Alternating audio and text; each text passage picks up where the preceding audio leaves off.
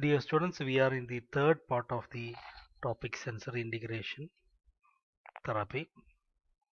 So, so the impacts due to the above earlier said difficulties, it will affect the everyday life of these children. So they have difficulty in modulating, and they will show abnormality in behavior, hyperactivity, all those things. So this will affect the children's activities of daily living, social participation, education for the children. If it is if the case is about the adult, it is going to affect their work, play and leisure, rest and sleep. All of this, totally the whole life of the children will be the patient will be affected. So we'll see how the sensory processing disorder will be presented. Okay. So sensory processing disorder, we can see according to the the condition. We can divide it into the three factors which is we can observe. One is the sensory modulation disorder, the sensory based motor disorder, sensory discrimination disorder. Though we can classify inside the sensory processing disorder, the children may have sensory modulation disorder, sensory based motor disorder, sensory discrimination disorder. So sensory modulation disorder, as I have already told you, that the normally a normal person will respond according to the strength of the stimulus.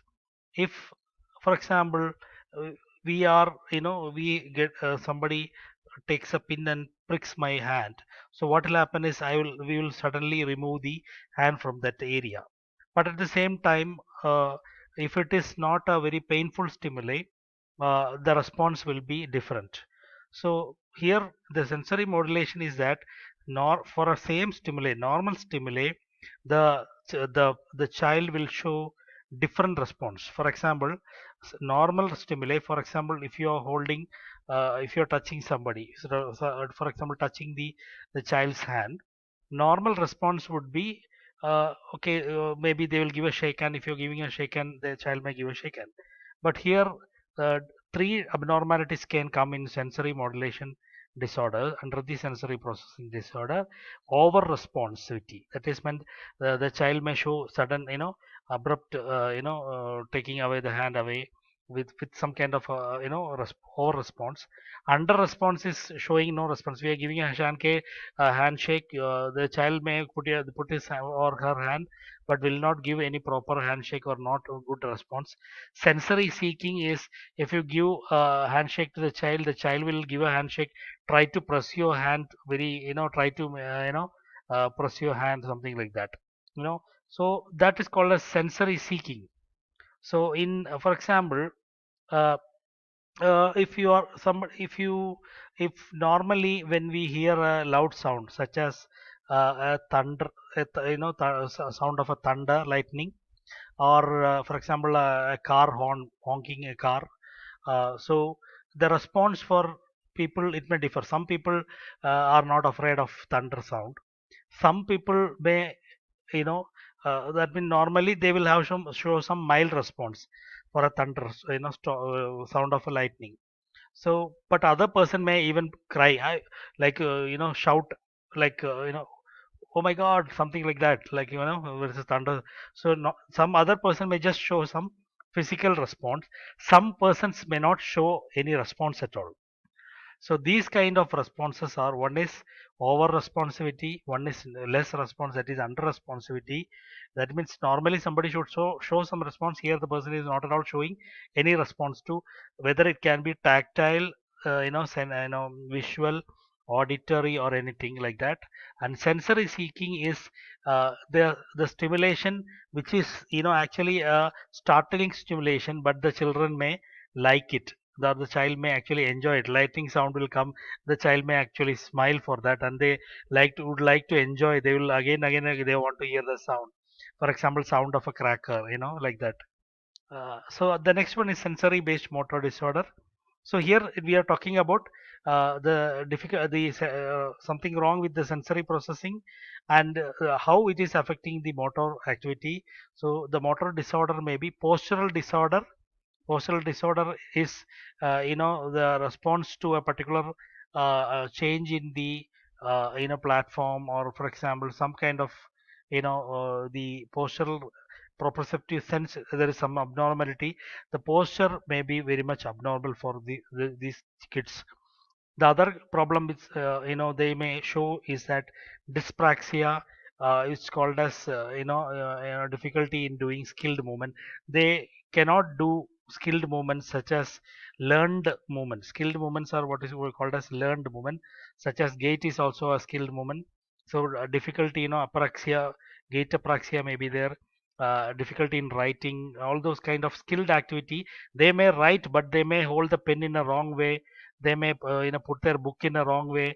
They will orient their book in a different way. So these kind of, by observing the child's difficulty or abnormality, or in doing skilled movements, is called as dyspraxia or apraxia. This may be seen.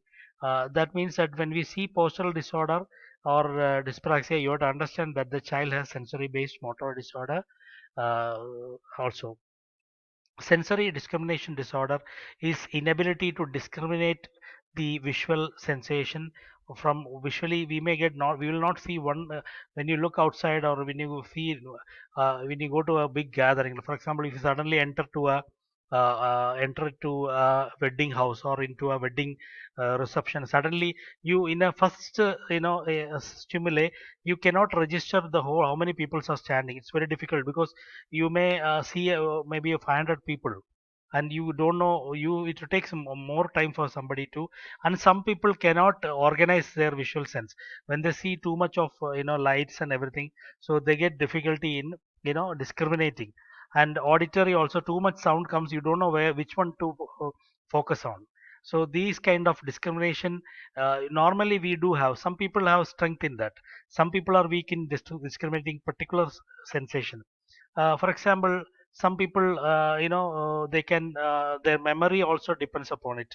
They, if you show to many objects, and then if you ask them to remember that, so sensory people with good visual sensory discrimination will be able to memorize the whole scenario, or just recollect the whole scenario like that. So all these senses, I'm not going to each and every sense. All the senses, there is, we have the ability to discriminate it, but these children will not have that. So if you are the visual sensations, they don't know how to not only visual sense, each and every sense they are not able to discriminate. And so when they don't know to discriminate, they cannot modulate. And when they don't know to modulate, they cannot control the response or reaction. That is a problem they face. And those kind of behaviors are what we see as hyperactivity, hypoactivity, or sometimes what you call as unresponsiveness. And so hyperactivity and hypoactivity will be, and behavioral problems will be what we are observing in this child. Sensory over responsivity. What is sensory over? Brain has too low of a threshold, meaning that the small stimuli will create a very small stimuli will create a larger response. So that is, excuse me. So this we have to understand that here a small low threshold means, threshold is a level where a particular stimuli, if you need a response, the stimuli should touch the threshold. So that means that if the threshold is too low, means small stimuli will create a larger response. If the threshold is too high, means you need a higher stimulation to get a normal response. That means that if you need a larger response, you cannot stimulate further. So here we are talking about over responsiveness, the person showing over hyper response for a normal stimuli, means that the person has a very low threshold. We sometimes usually we say that that person is his or her temperament is very low, means that if they just look at them in a wrong way, they will get angry, meaning that they just need a small stimuli to get angry, or sometime to panic, sometime to react. They will always be worrying, okay, maybe somebody didn't look at them, they have seen someone else. Or sometimes a small sound will create a big response. They will in a class, when some loud sound comes, maybe everyone will not make a sound. Somebody will cry out, startle. So this, they have a higher over response.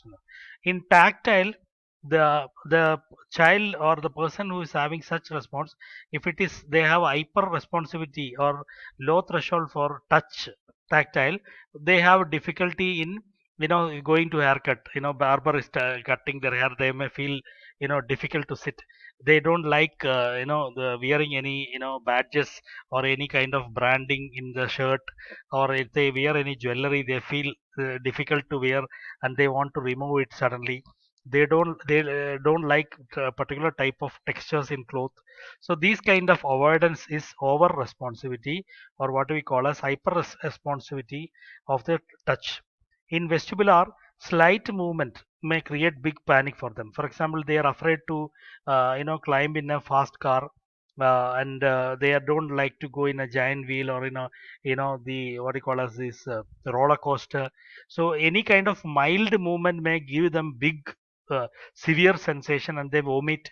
So these kind of people will have motion sickness. For example, if they travel in a bus, they start vomiting long period.